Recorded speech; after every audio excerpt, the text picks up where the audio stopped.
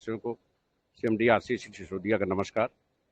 दोस्तों, अभी हम अहमदाबाद एयरपोर्ट पे चेक इन लाउंज में हैं और दिल्ली के लिए प्रस्थान कर रहे हैं, क्योंकि आज कल हमारा जो दिल्ली में रशियन गवर्नमेंट से आयोजित कार्यक्रम होना था, तो उन लोगों ने कार्यक्रम स्थल में जहां की परमिशन ली थी वहां जलभराव बहुत ज़्यादा हो गया है, तो कार्यक्रम पोस्टपोन हो गया है 2 से 3 दिन के लिए। कल पूरा डिटेल मिलेगा कि अगला कार्यक्रम वो कहाँ करेंगे। क्योंकि मैं पहले से रिजर्वेशन ले चुका था, इसलिए मुझे सीधे आना तो लखनऊ था, लेकिन कुछ कारणों से, क्योंकि पहले से रिजर्वेशन था, तो दिल्ली पहुंच रहा हूं। और कल दिन में सभी जो विजेता हैं 12 स्कीम्स के, उन लोगों को रिवार्ड वहां से कोरियर कराए जाएंगे। उसके बाद लखनऊ के लिए प्रस्थान करेंगे। दोस्तों, तो ये जो रिवार्ड का कार्यक्रम, जो डॉक्टरेट का दूसरा कार्यक्रम था कंपनी का, वो 2 या 3 दिन के लिए पोस्टपोन हुआ है। कल देर शाम तक आप लोगों को अगले डेट की जानकारी मिल जाएगी। दूसरा अवगत यह कराना चाहते हैं कि जिन स्टेट्स में कंपनी के सदस्य कम हैं, जिन स्टेट्स में कंपनी के सदस्य संख्या भी कम है बोर्ड में, जैसे कर्नाटक, तेलंगाना, आंध्र प्रदेश और लक्षद्वीप, पांडिचेरी, इसके अलावा सिक्किम, मेघालय, मिजोरम, उत्तराखंड और गोवा, इन राज्यों में अगर कोई भी व्यक्ति मीटिंग या सेमिनार कराता है तो उसे कंपनी द्वारा फाउंडर बोर्ड में स्वतः ले लिया जाएगा और इस सेमिनार का खर्च कंपनी द्वारा वहन किया जाएगा। एक बेहतर अपॉर्चुनिटी आप सभी के लिए है। आप सभी लोग फाउंडर बोर्ड में आने के लिए इन राज्यों में सेमिनार आयोजित कर सकते हैं।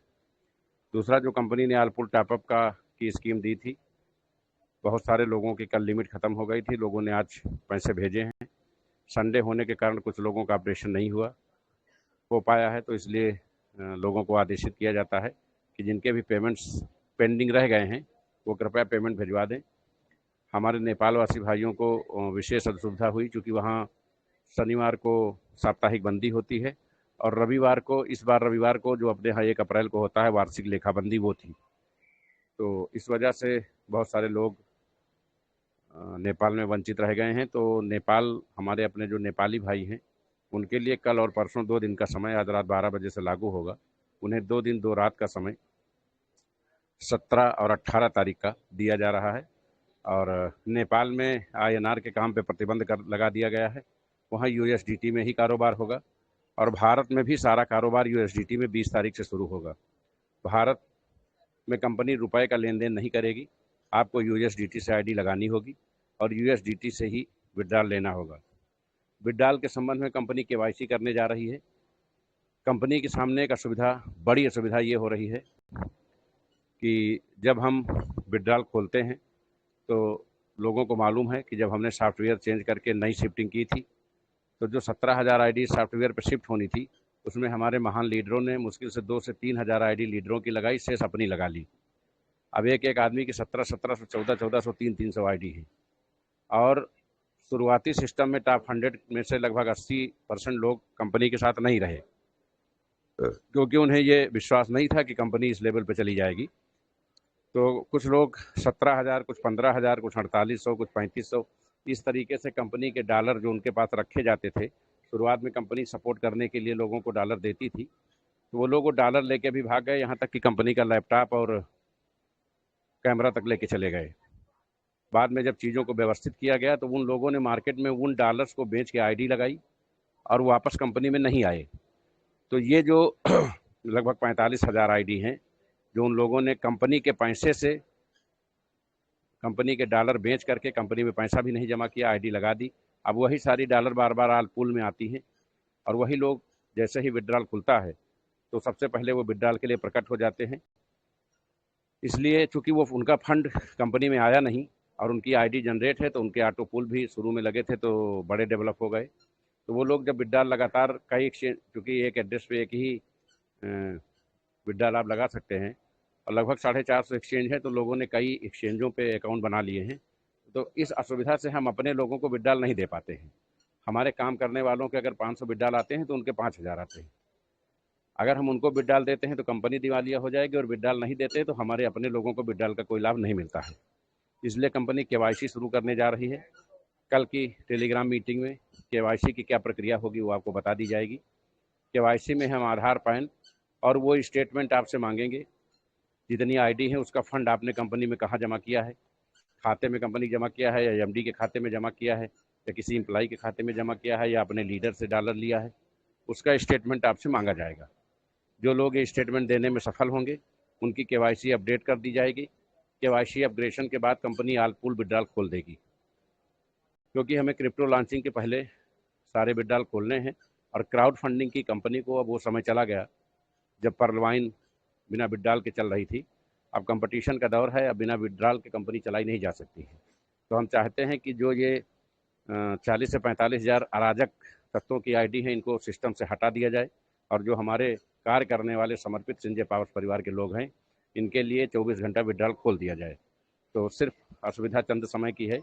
कल केवाईसी की प्रक्रिया के संबंध में अधिसूचना जारी हो जाएगी, और कैसे केवाईसी करनी है वो प्रक्रिया बता दी जाएगी। आप सभी लोग केवाईसी कंप्लीट करके विड्रॉल की प्रक्रिया को सुचारू रूप से संपादित होते हुए देख पाएंगे। और इसी के साथ जो भी अन्य कमियां होंगी उस सिस्टम को सही किया जाएगा। बूस्टर सही लेवल पे चल रहा है। क्रिप्टो की तैयारी में हम लोग बिजी हैं, ज़्यादा बिजी हैं, इसलिए समय बहुत ज़्यादा सिस्टम को अभी नहीं दे पा रहे हैं।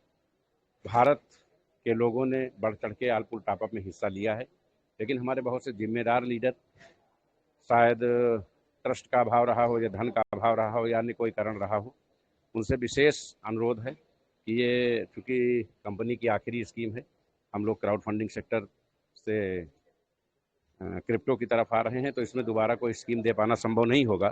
तो बहुत सारे हमारे होनहार लोग जो बोर्ड की बैठक में एलडीपी में आए थे, और बहुत सारे लोग जो दोबारा फाउंडर बोर्ड में लौट के आए थे, और बहुत सारे लोग जो जिला, स्टेट, सेंट्रल कमेटी, क्रिएटिव और डिप्टी फाउंडर बोर्ड का हिस्सा बना है, उनकी वापसी सुनिश्चित नहीं हो पाई है। तो हमारा उनसे व्यक्तिगत अनुरोध है, निर्देश है, सलाह है कि वो बोर्ड में आने का प्रयास करें। भारत के लोगों के लिए कल और परसों 2 दिन अवसर और दिया जा रहा है।